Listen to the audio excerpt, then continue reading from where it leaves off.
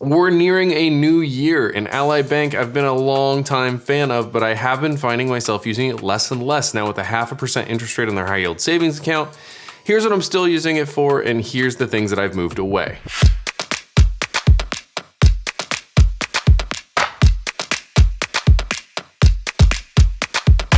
I started using Ally Bank back in the glorious days of the near 2% high yield savings interest rates, and it was a great place to store and park money and earn that safe, passive return of that high yield interest. But those days have long gone. Now Ally Bank is down to a 0.5% interest rate, which is still one of the best in the space, but it's not very much. And that being one of the primary reasons I had started using them, I've since found myself using other services for various things.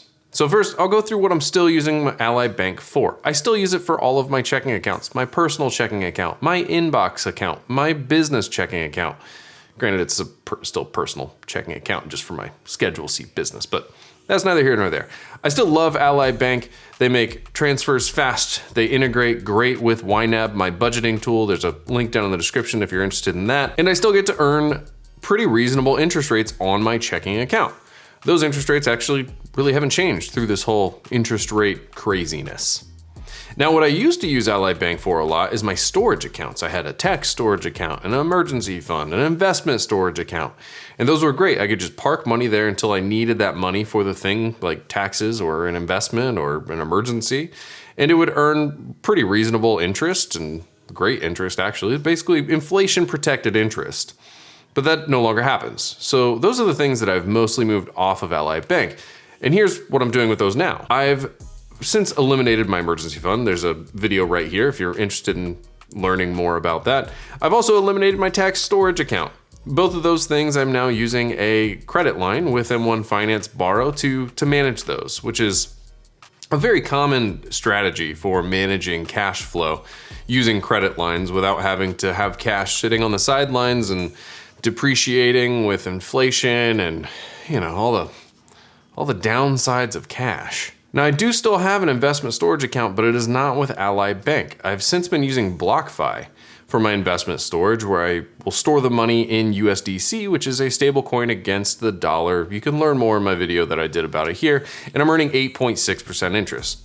Now, my investment storage account is what I use for real estate investments, so I build up over time until I hit about $70,000, $80,000 in that account, and then I'll go and buy a real estate property, which I've done now twice this year.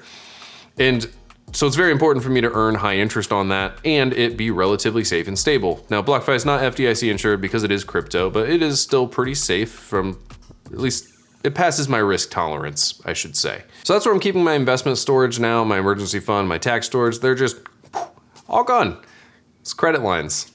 Magical. So would I still recommend Ally Bank in 2021? That's 100% yes. I still love Ally Bank for their checking. I think they've done a great job at adding more and more features to their online platform to encourage saving, make saving more automatic, and things like that. And I've heard good things about Ally Invest since my past not so great experience with Ally Invest. I've not personally tried it though.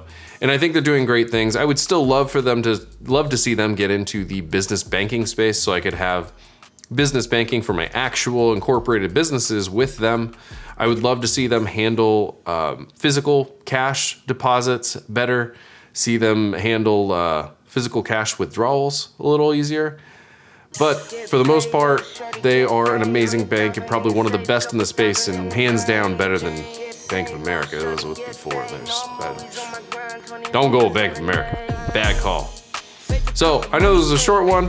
I hope it was helpful. And if it was, share it with someone else that might find it helpful. Hit that like button, subscribe, and I'll see you guys next time. Peace.